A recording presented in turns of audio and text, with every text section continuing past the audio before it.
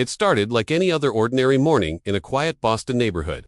The sun was just beginning to peek through the gray clouds, casting soft light on the damp streets. Families were getting ready for their day. Coffee was brewing. Radios played softly in kitchens.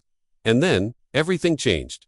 At around 6:47 a.m., a knock echoed through a small home in the South End. Not a loud knock, not frantic, just deliberate.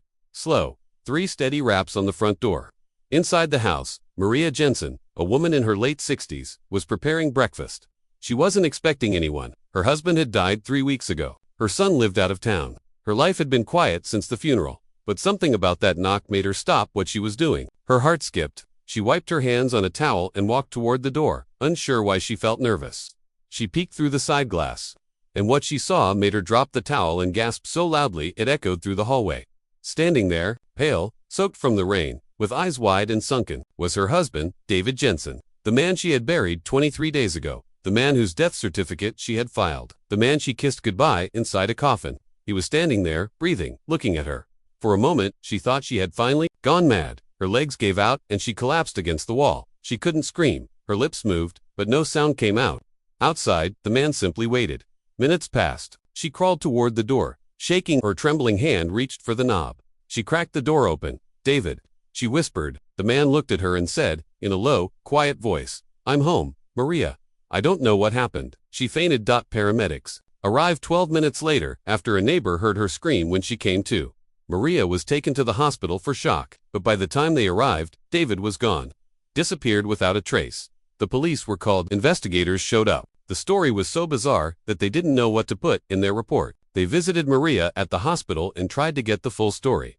They asked about medications, mental health, stress, but she was clear, sane, sober, and deeply certain of what she'd seen. "I saw him," she said again and again. It was David, his voice, his eyes, even the scar on his left cheek. 3 days later, everything got even stranger. A man walked into Boston General Hospital. He looked pale, tired, confused. He asked to see Dr. Kellerman. The nurse asked his name. "David Jensen," he said calmly, as if he'd never been gone. Security was called immediately. The man didn't resist. He just sat quietly. When police arrived, they asked for ID. Handed over a driver's license, same name, same photo, same address, the same man, but the database still marked him as deceased. The questions began immediately. Where had he been? What happened? Why hadn't he come back sooner? But his answers only made things worse. "I don't know where I was," he said. "I remember waking up in a small room. No windows. I was on a mattress. My clothes were gone. There was water and food. That's all. Then, I found a door. I left. I walked. I don't remember how long. Then I got to the house." Maria was there, but she fainted. Detectives were stunned. They checked fingerprints. They matched. They checked dental records, a match. They even did a preliminary DNA swab. The match was 99.9%, but if he was real, who did they bury? When asked about the funeral, Maria broke down. "I never saw the body directly," she said. "It was a closed casket funeral. They told me it was better that way. They said the accident had damaged him." That statement sent chills down every investigator's spine. The casket was never opened. The body was never identified by family, just by ID found at the scene of the crash, which now, looking back, felt more like assumption than confirmation. A request was immediately made to exhume the body. The court approved it within days. On a quiet Tuesday morning, under a cloudy sky, the grave of David Jensen was opened. What they found inside changed everything. The body wasn't David's, same height, same build, but when the forensics team tested the DNA, it didn't match, not even close. So who was buried in David Jensen's grave? And where had David been for the past 23 days? He had no answers. He claimed to remember flashes, voices, a locked door, sometimes the sound of rain, but no clear explanation, no names, no place, no captors. It didn't help that his phone, wallet, and any trace of activity during those 3 weeks were completely missing. He hadn't used any credit cards, no phone pings, no security camera footage, no hospital visits. It was as if he had vanished off the face of the earth, only to return without explanation. The media got hold of the story and it spread like wildfire. "Dead man returns home. Boston husband declared dead comes back alive. Back from the grave." The headlines were everywhere. Reporters camped outside the Jensen house. Cameras flashed. Questions were yelled. Maria refused all interviews. David, too, remained silent, except for his cooperation with the police. Meanwhile, online forums and social media exploded with theories. Some said it was a government experiment. Others believed it was a twin brother. Some even claimed he had faked his own death, but the evidence didn't support any of those claims. David Jensen had no twin. He had no medical conditions, he had no criminal record, no reason to vanish. But he did. And now, he was back. Authorities tried to trace any missing person reports that matched the unidentified body, but nothing turned up. The man buried under David's name remained unknown. The death certificate had to be revoked. New documents were filed. His social security record was corrected. But the system struggled with something it was never designed to handle: the return of a man who had been declared dead by the state. As weeks passed, David's behavior grew stranger. He barely slept. He sat up at night. Sometimes he would mutter things under his breath that didn't make sense. Maria said he would flinch at the sound of doors locking. He refused to be alone in a room. And worst of all, he never let anyone touch his left arm, where, later, something strange would be discovered. But that would come later. For now, the world had only one question: where had he been? And was he really the same man who vanished 23 days ago? As days passed, David Jensen became a man haunted by silence. He didn't speak much. He stayed mostly indoors, walking slowly from room to room, like someone trying to remember what each space meant to him.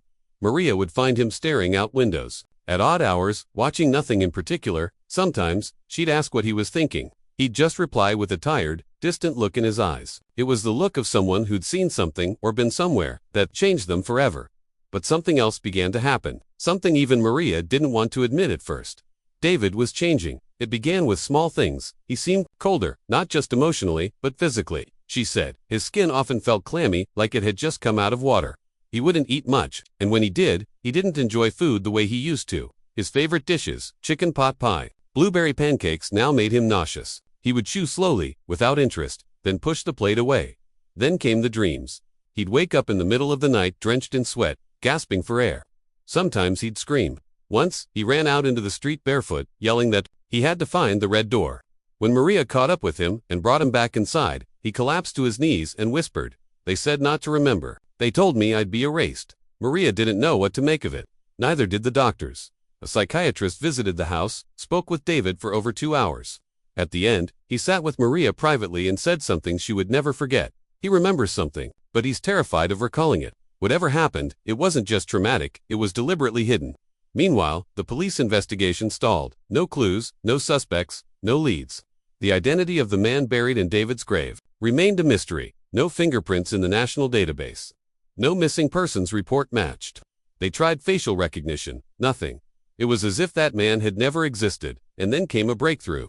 But not from the police. A private investigator named Alan Ross had been following the story for weeks. He had been hired by a wealthy donor interested in unexplained disappearances. Alan contacted Maria and offered to help. Off the record, she was reluctant, but David agreed. Quietly, they met in a coffee shop away from the media. Alan brought something with him. A photo. It was grainy, taken from surveillance footage of a subway station just outside Philadelphia. It showed a man wearing the same clothes David had on when he arrived at the hospital, walking with 2 men in black coats. The time stamped 12 days after David was declared dead. It was the first real evidence that he hadn't just vanished, but had possibly been taken. David stared at the photo for a long time. Finally, he nodded. "I remember that station. I remember the smell. Something metallic. And something burning." Alan leaned forward. "Do you know where you were going?" David didn't answer. He just closed his eyes and whispered, "Underground. They took me down." That was the first real hint. Underground, the investigator ran with that idea. He cross-referenced old government facilities, decommissioned subway tunnels, abandoned Cold War bunkers. Boston had a surprising number of them. Most were off-limits, but Alan managed to visit one, a sealed tunnel beneath the old Navy Yard. Inside, he found nothing unusual except for one thing: a chair, a metal chair, bolted to the floor, straps on the armrests, a tray with a set of scalpels. No medical equipment, no power lines. Just a sense that something had happened there. Something not right. He took pictures and showed them to David. David froze. Then his breathing grew shallow. His hands trembled. He didn't blink. "That's the room," he said. "That's where they put the voice in me." Alan didn't understand. The voice, David pointed to his left arm. "They put something in here. Something that speaks." Maria grabbed his arm. For the first time since he came back. He didn't pull away. She gently rolled up his sleeve. And there, just below the elbow, was a scar. It hadn't been there before. She was sure of it. A thin curved line, almost like an incision. Not jagged, clean, surgical. Alan made arrangements for an MRI, quietly. Off the books, a private clinic outside the city. What the scan revealed stunned everyone. embedded deep inside. David's left forearm, nestled between the muscle tissue, was a foreign object. It wasn't metallic. It wasn't organic. It was something else, not a chip, not a wire. A cluster of nodes shaped like a flower, perfectly symmetrical, almost too perfect. The radiologist had never seen anything like it. Could be synthetic biology, she said, or something we're not familiar with. But it's not natural. It was placed there. David looked at the scans. Then he said something no one expected. I hear it sometimes. It talks in my dreams, it says. I belong to them now. Alan recorded everything. Every word, every image. But when he tried to share the files with his office, his computer crashed. Completely wiped. He tried again from another system. Same result. His phone began to malfunction. His car alarm went off in the middle of the night 3 times in 1 week. Then, he started receiving anonymous calls. No voice, just silence, or breathing. He backed off. Told Maria and David he was done. He apologized and said it was bigger than anything he'd ever touched before. Then he vanished. Left Boston without another word. Meanwhile, David grew sicker. Not physically. His body was strong, but mentally, emotionally, he became distant. Would sit in silence for hours. Stare at the ceiling. Whisper things that made no sense. Once, Maria recorded him while he slept. His voice was low, almost robotic. He kept saying one phrase again and again. They're still watching. They're inside the signal. The signal is alive. And that's when she realized it wasn't over. Whatever had happened to David, whatever they had done, it had followed him back. And the worst part, it wasn't done with him yet. Maria couldn't sleep anymore. Each night, the fear grew heavier. Not just because of David, but because of the feeling that their house was no longer truly their home. Lights flickered for no reason. Radios turned on by themselves. David spoke to the shadows, whispering things she couldn't understand. But the worst moment came one cold Thursday morning. Maria woke up to find David gone. His bed was empty, the front door slightly ajar. She rushed outside, heart pounding, barefoot. In the cold, he was standing in the middle of the street, wearing nothing but a hospital gown. She called out. He turned slowly and said, "It's calling me again. It knows I'm awake now." That same day, she made a decision. She contacted a former neuroscientist named Dr. Evelyn Haran, who had worked on top-secret neural interface projects during the early 2000s before quitting and disappearing from public life. She had once warned about military programs that aimed to merge biological minds with artificial systems.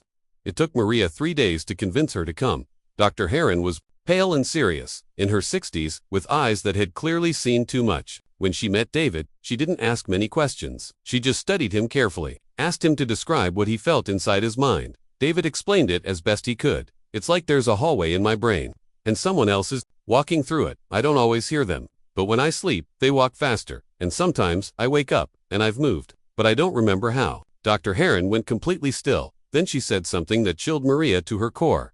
You've been overwritten. They didn't just take you. They tested something on you. Something that rewrites identity.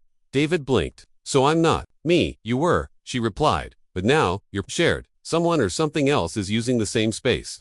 She ran a series of tests, EEG scans, sensory mapping, even controlled hypnosis. Under trance, David began to speak, in a completely different voice. Calm, mechanical. Cold. Dr. Haran recorded it. The entity spoke in riddles. You awoke the frequency. You crossed the threshold. Now the gate remains open. The replication will continue. Identity is a variable. Humanity is a temporary equation. Then silence. David's body went limp for 3 minutes. His pulse nearly stopped. When he awoke, he had no memory of it. Dr. Haran, shaken, turned to Maria. This isn't just science anymore, she said. This is an encounter with something beyond protocol, beyond government, maybe beyond this world. At first, Maria didn't believe her. She thought maybe this was a delusion, a breakdown, a grief response from losing the old David. But then, the recordings started. But it began when she left her phone charging in David's room one night. The next morning, she found a 37-second audio clip that she had never recorded. It was a low hum, like distant thunder underwater. Then a voice, not David's, whispered in a language she didn't recognize.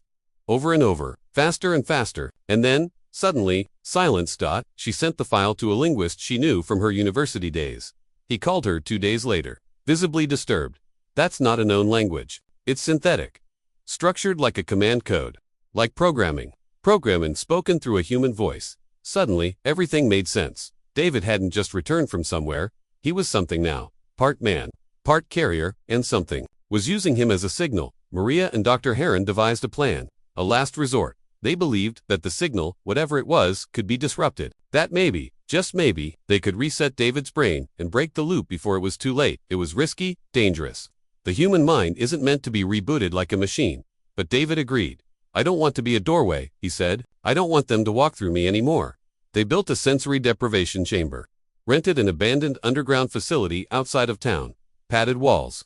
Total darkness, soundproof, equipped it with low-frequency wave disruptors. Based on designs Dr. Heron remembered from her old lab the night they began the procedure. It rained as if the sky itself warned them.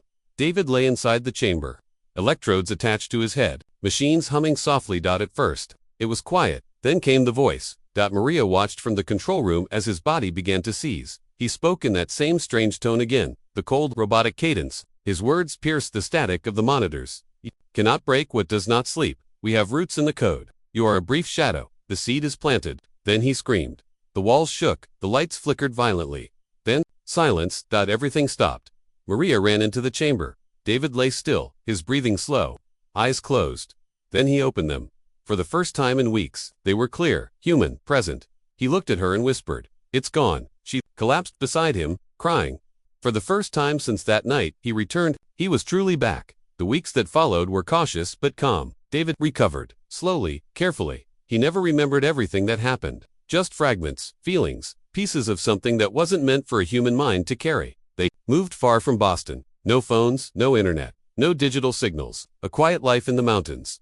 Sometimes, late at night, Maria would find David sitting outside, staring at the stars. She asked him once what he was thinking. He just said, "I wonder how far the signal went, and who else might be hearing it now." Because though the voice was gone from him, the memory of it still echoed in the spaces. Between dreams, some nights he still hears a faint whisper, far away, waiting.